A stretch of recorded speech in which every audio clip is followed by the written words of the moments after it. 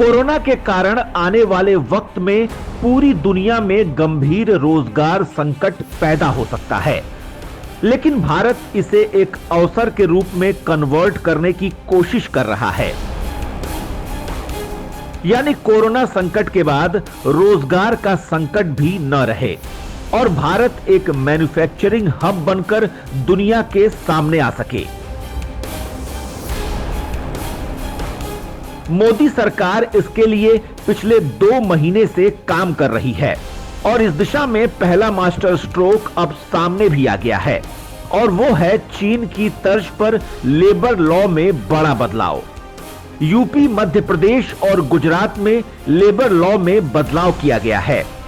सबसे बड़ा बदलाव तो यह है कि कंपनियों को वर्किंग आवर 12 घंटे करने की इजाजत मिल गई है।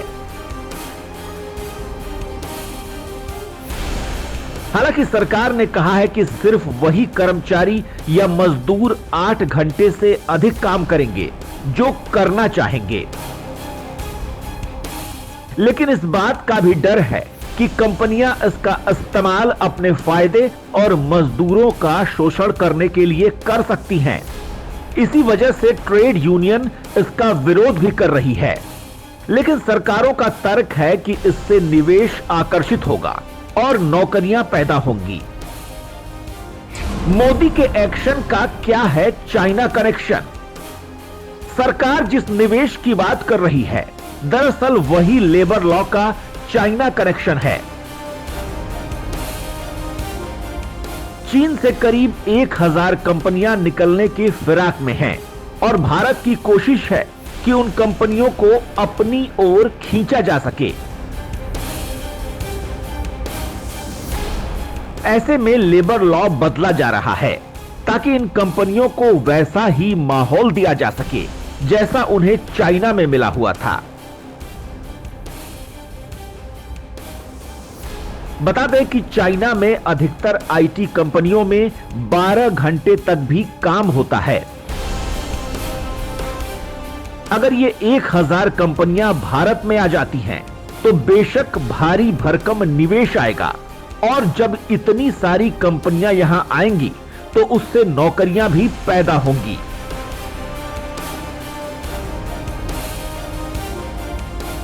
क्या कंपनियों को मिल जाएगा शोषण का हथियार? लेबर लॉ में बदलाव करके 12 घंटे की शिफ्ट को मंजूरी देना तो सिर्फ एक पहलू है। इसके अलावा बचाव के उपायों में भी ढील दी गई है।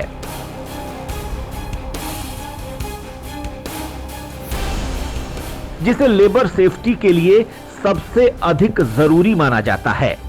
यही वजह है कि ट्रेड यूनियंस इसके खिलाफ हैं। मौजूदा समय में इतने सख्त नियमों के बावजूद बहुत सारी कंपनियां मजदूरों का शोषण करने से नहीं चूकती हैं। तो फिर नियमों में ढील देने के बाद तो कंपनियों को शोषण करने का एक हथियार ही मिल जाएगा। चीन में बहुत सारी आईटी कंपनियों में 12 घंटे की शिफ्ट होती है। इसे चीन में 996 वर्किंग आवर सिस्टम कहते हैं, जो कि इसके तहत सुबह 9 बजे से रात 9 बजे तक हफ्ते में 6 दिन काम होता है, यानी 72 घंटे। चीन में भी और बाहर के देशों में भी इसकी आलोचना होती रही है, लेकिन कम्युनिस्ट पार्टी वाले चाइना में यह चलता आ रहा है। इसके खिलाफ वहां कुछ प्रदर्शन भी हुए हैं।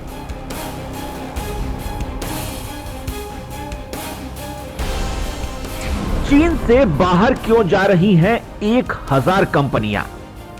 पिछले दिनों से यह खबर आ रही है कि कोरोना वायरस की वजह से करीब 1000 मैन्युफैक्चरिंग कंपनियां चीन छोड़ने की तैयारी में हैं।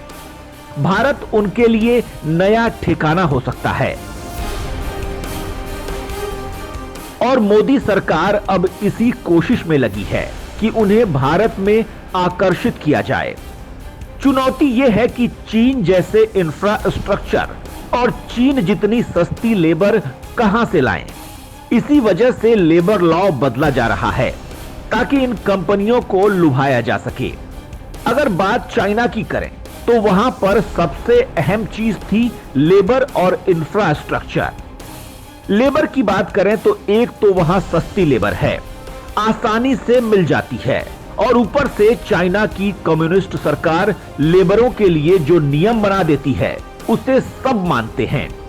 ऐसे में कंपनियों को लेबर की तरफ से या लेबर के लिए कोई दिक्कत नहीं होती है।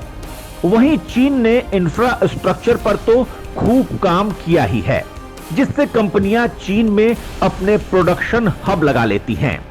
भले ही वो कंपनी अमेरिका की हो या जापान की हो या अन्य देशों की, वो अपने देश में प्रोडक्शन हब न लगाकर दूसरे देश में प्रोडक्शन हब लगाती है, और चाइना जैसे देश इसके लिए सबसे बेहतर विकल्प होते हैं।